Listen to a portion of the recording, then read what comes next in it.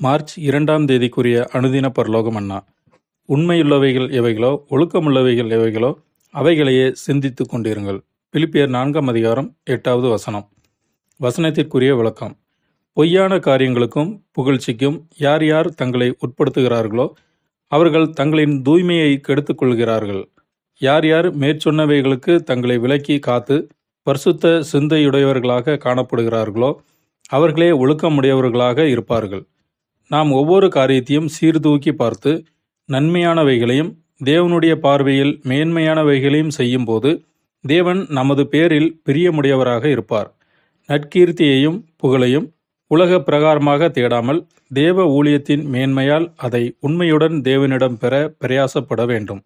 சகோதரரிடத்தில் மட்டும் நாம் அன்பை காட்டுகிறவர்களாக இராமல் சகலருக்கும் முன்பாக சகல நல்லொழுக்கத்துடன் ஜீவிக்கும் சிந்தை ஒவ்வொருவருக்குள்ளும் காணப்பட வேண்டும்.